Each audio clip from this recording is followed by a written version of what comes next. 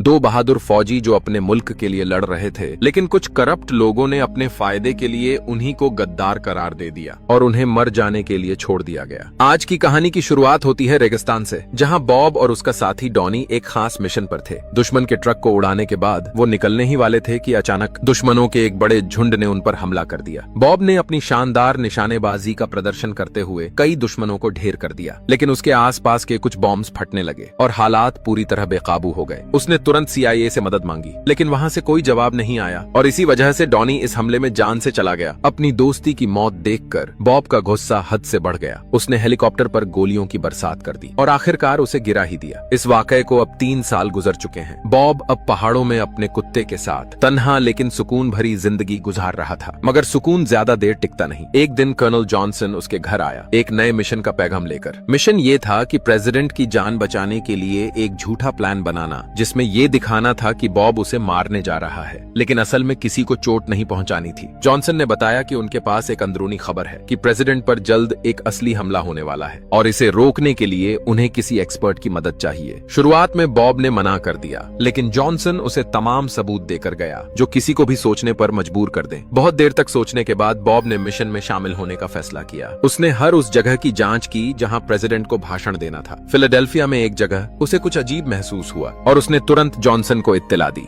Johnson ने उसका शुक्रिया अदा किया और कहा कि वह उस दिन साइट पर मौजूद रहेगा। बॉब ने माइकल सेंडर नाम के पुराने सिपाही से भी मुलाकात की, जो इस पूरे प्लान में उसका साथी बनने वाला था। उन दोनों के बीच पुराना भरोसा एक बार फिर ताजा हो गया। स्पीच के दिन बॉब, जॉनसन और उसकी टीम के साथ एक ऐसे कमरे में था जहां से पूरा मंजर साफ देखा जा सकता था। जब प्रेसिडेंट स्टेज पर चढ़ा, बॉब ने फौरन कहा, यही है हमले का सबसे बेहतरीन वक्त और प्रेसिडेंट को फौरन स्टेज से हटा लेना चाहिए। लेकिन उसी समय एक पुलिस वाले ने बॉब पर गोली चला दी और एक अनजान व्यक्ति ने प्रेसिडेंट को शूट कर दिया। स्थिति को समझते ही बॉब ने खिड़की तोड़कर फरार होना चुना और उसके जाते ही जॉनसन की टीम ने पूरा कमरा साफ कर दिया, केवल बॉब की स्नाइपर और उसके फिंगरप्रिंट छोड़ दिए। रास्ते में FBI एजेंट निक ने उसे रोकने की कोशिश की, मगर बॉब ने उसे भी आसानी से चकमा दे दिया और उसे ग्रिल के साथ बांधकर उसी की गाड़ी लेकर भाग गया। जाने से पहले बॉब ने केवल इतना कहा, प्रेसिडेंट पर गोली मैंने नहीं चलाई, मुझे फंसाया जा रहा है और मैं यह साबित करके रहूंगा। बॉब के भागने के बाद पूरे शहर की पुलिस उसे ढूंढने में लग गई। हर सड़क पर नाकाबंदी थी और आकाश से हेलीकॉप्टर्स भी उसका पीछा कर रहे थे। बॉब ने जान बचाने के लिए अपनी गाड़ी एक कार वॉश में दाखिल कर दी। वहां जाकर उसने इलेक्ट्रिक सीट ऊपर की, फर्स्ट एड बॉक्स निकाला और अपने घाव पर पट्टी बांधी। उसके बाद वो दोबारा रोड पर आ गया, लेकिन पुलिस ने उसे चारों तरफ से घेर लिया। जब कोई और रास्ता नजर नहीं आया तो बॉब ने रिवर्स गियर में गाड़ी डाली और सीधा उसे एक नहर में गिरा दिया। गाड़ी पानी में डूब गई, लेकिन बॉब पहले ही वहां से निकल चुका था। FBI ने बहुत तलाश किया, लेकिन उन्हें सिर्फ खाली गाड़ी ही मिली। फिर उसने एक ट्रक चुरा लिया जिसमें छिपकर वो शहर से निकल गया और न्यूज चैनल्स पर हर जगह बॉब की तस्वीर चल रही थी। साथ ही निक की भी बदनामी हो रही थी। उसके बॉस ने उसे काफी डांटा और जब निक ने बताया कि बॉब ने उसे फंसा दिया था तो बॉस ने उसकी बात पर यकीन नहीं किया। बॉस ने कह दिया कि रिपोर्ट में ये सब लिखने की कोई जरूरत नहीं। अब रात का वक्त था। बॉब एक दुकान के पास पहुंचता है, लेकिन उसे डर था कि कहीं कोई उसे पहचान न ले। इसी डर की वजह से उसने सबसे पहले दुकान की लाइट्स बंद कर दी और फिर जरूरत की चीजों को समेटना शुरू किया। उसके बाद वह एक मैकेनिक की वर्कशॉप में छिपकर घुस गया, जहां उसने अपने जख्मों की मरहम पट्टी की। निक, जिसकी पहले बेइज्जती हो चुकी थी, अब उसे फोन ड्यूटी पर लगा दिया गया था। उसे एक औरत का कॉल आया जो उसी दुकान में काम करती थी। उस औरत को शक था कि बॉब थोड़ी देर पहले उसकी दुकान में आया था। निक ने उसकी बात पर यकीन किया और यह सब अपने बॉस को बताया, लेकिन बॉस ने उसकी बात सुनने से सीधा मना कर दिया। फिर भी निक ने हार नहीं मानी और वह पूरी रात इसी मामले पर काम करता रहा। सुबह जब ग्लिडन ने निक को देखा तो उसने कहा कि पुलिस ने बॉब पर गोली चलाई थी और वह मर गया है। इस बात ने निक का शक और गहरा कर दिया। उधर बॉब मैकेनिक के भेष में डॉनी की बीवी सारा से मिलने चला गया। वे पहली बार मिल रहे थे, लेकिन डॉनी के कहने पर बॉब ने पहले ही एक खत भेज दिया था। हर साल वह उसे फूल भेजता था, इसी वजह से सारा उसका नाम जानती थी। सारा थोड़ी हिचकिचाई, लेकिन बॉब ने उसे मना लिया और वह घर के अंदर चला गया। घर में बातचीत के दौरान सारा ने बताया कि प्रेसिडेंट बिल्कुल ठीक हैं और असली हमला किसी और फॉरेन लीडर पर हुआ था। दूसरी तरफ निक ने उस जगह के आसपास की बिल्डिंग्स की जांच की जहां इंसिडेंट हुआ था। वहां उसे स्नाइपर के ट्राइपॉड और स्टैंड के निशान मिले। जब बॉब उठकर तैयार हुआ तो सारा ने उसे बताया कि हुकूमत ने उसके कुत्ते को भी गोली से मार दिया था। बॉब ने कहा कि वह अपने नाम पर जो झूठे इल्जाम लगाए गए हैं उन्हें साफ करेगा। उसके नजदीक निक इस काम में उसकी मदद कर सकता था, इसलिए उसने उससे मिलने का प्लान बनाया। सारा भी उसकी मदद को तैयार हो गई और उसने डॉनी की पुरानी राइफल भी बॉब को दे दी। प्लान के मुताबिक सारा ने किसी तरह एक एक कैफे में निक से मुलाकात की। वहाँ उसने निक को बॉब की गाड़ी के मुतालिक इन्फो दी ताकि वह इस सिलसिले में तलाश शुरू कर सके। इधर जॉनसन, जो कि यह सब करके चैन से बैठा था, अब उसके अंदर भी थोड़ी बेचैनी दिखाई देने लगी थी। लेकिन निक ने वही किया जो बॉब चाहता था। अब बॉब का प्लान बिल्कुल ठीक चल रहा था। जॉनसन को भी निक की हरकतों की खबर मिल गई थी और उसने अपने आदमियों को निक पर नजर रखने का हुक्म दिया। एक दिन मौका देखकर अचानक से उन्होंने निक को किडनैप कर लिया। वो लोग हर तरह से ये जानना चाहते थे कि निक को कितनी सच्चाई का पता है। उन्होंने बहुत कोशिश की लेकिन निक ने कुछ नहीं बताया, तो वो लोग उसे मार ही देते कि बॉब ने वक्त पर उसकी जान बचा ली। बॉब चाहता था कि वो कानूनी तरीके से मदद करे, लेकिन असल में बॉब सिर्फ बदला लेना चाहता था। उसका नाम तो साफ हो ही जाता, पर वो लोग किसी और के साथ भी ये सब कर सकते थे क्योंकि बॉब ने निक की जान बचाई थी। इसलिए निक भी मदद के लिए राजी हो गया। जॉनसन और उसके लोगों को पता चल गया कि बॉब हर साल सैरा को फूल भेजता है, तो उन्होंने कुछ लोगों को सैरा को किडनैप करने के लिए भेजा। उधर निक बॉब के साथ मिस्टर रेड के पास पहुंचा, जो हथियारों का एक्सपर्ट था। उसने बताया कि जॉनसन और उसके लोगों ने एक पेपर पैचिंग टेक्निक का इस्तेमाल किया था, जिसमें गोली किसी और गन से चलती है, पर लगता ऐसा है जैसे दूसरी गन से चली हो। मिस्टर रेड ने यह भी कहा कि बॉब के अलावा ये मिशन सिर्फ मिथाई ही कर सकता था। बॉब समझ गया कि मिथाई और कोई नहीं, सैंडोर ही है। फिर निक ने अपने बॉस को फोन करके सैंडोर का पता निकलवाया, पर असल में ये सब जॉनसन का ट्रैप था। रात को जॉनसन के आदमी सैरा को पकड़ने उसके घर घुस गए। तभी एक आदमी को सैरा ने रोक लिया, लेकिन दूसरे ने उसे पकड़ लिया। उधर बॉब सैंडोर के हाइड आउट पर पहुंच गया और हार्डवेयर स्टोर से वो सामान ले आया जो बम बनाने के लिए चाहिए था। बॉब को पता था कि उनके लिए ट्रैप बिछाया गया होगा, इसीलिए उसने निक को भी स्नाइपर चलाना सिखाया। वक्त आने पर निक घास में छुपकर गार्ड्स की लोकेशन बॉब को बता रहा था। बॉब ने एक एक करके सब गार्ड्स को खत्म किया और अंदर जाने से पहले आसपास बम्स लगा दिए। बॉब को देखकर सैंडोर बिल्कुल हैरान नहीं हुआ। उसने सब सच बताना शुरू किया। जॉनसन ने उसके साथ भी वैसा ही धोखा किया था जैसे बॉब के साथ। असल में प्लान हमेशा से दूसरे मुल्क के लीडर को खत्म करने के लिए था, क्योंकि वो लीडर जॉनसन के ऑयल प्रोजेक्ट का राज खोल सकता था। ये सब 3 साल पहले हुआ था और तभी बॉब को समझ आया कि CIA ने उसे और टोनी को क्यों छोड़ दिया था। सैंडोर ने यह भी बताया कि जॉनसन ने कई और फौजियों का अपने फायदे के लिए इस्तेमाल किया। तभी सैंडोर ने बताया कि सैरा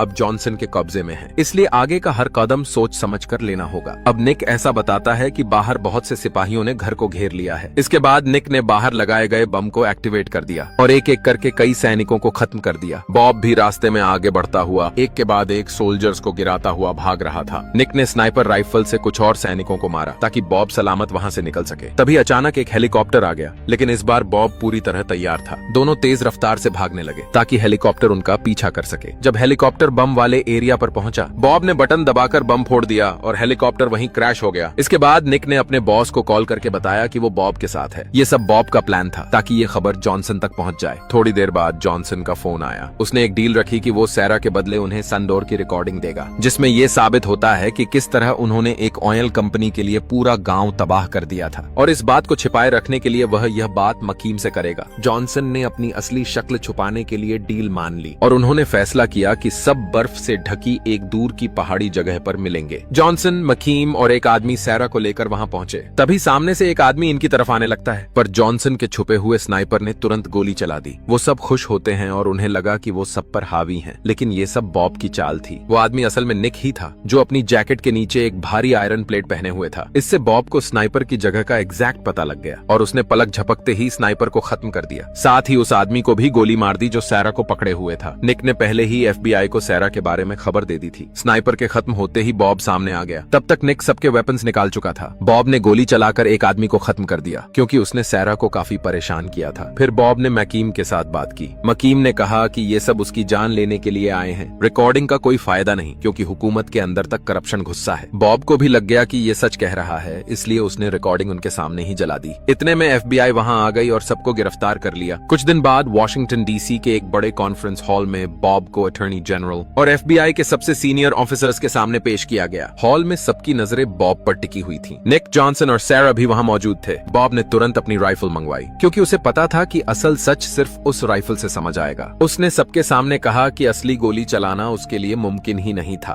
दरअसल बॉब ने अपने घर से निकलते वक्त राइफल का फायरिंग पिन निकाल दिया था, जो एक छोटा सा हिस्सा होता है और गोली चलाने के लिए जरूरी होता है। इस वजह से वो किसी भी इंसान को मार ही नहीं सकता था। सबके सामने उसने वहीं पर निक पर एक टेस्ट शॉट चलाकर साबित कर दिया कि उसकी राइफल से गोली चल ही नहीं रही। ये सब देखकर अटॉर्नी जनरल खुद हैरान रह गए। उन्होंने फौरन सबूत का जायजा लिया और बॉब को तुरंत आजाद कर दिया। लेकिन जॉनसन और मकीम के खिलाफ मजबूत सबूत न होने की वजह से वो फिर भी बच गए और कानून के चंगुल से निकल गए। कुछ दिन बाद जॉनसन और मकीम शहर से दूर एक पहाड़ी एरिया के शानदार वेकेशन हाउस पर छुट्टी मनाने गए। उन्हें बिल्कुल अंदाजा नहीं था कि बॉब खामोशी से उनका इंतजार कर रहा है। बॉब ने एक मास्टर प्लान बनाया था। रात के अंधेरे में हवा की तेजी के साथ वो घर के पास आया और एक एक करके सब करप्ट लोगों को खत्म कर दिया। जब सब खत्म हो गया, एक बड़ा धमाका कर दिया ताकि कोई सबूत न बचे और उनका काला सच हमेशा के लिए राख बन जाए। इसके बाद बॉब सैरा के पास वापस आया। सैरा के चेहरे पर तसल्ली थी कि अब सब खतरा खत्म हो चुका है। दोनों ने मिलकर एक नई जिंदगी शुरू करने का फैसला किया।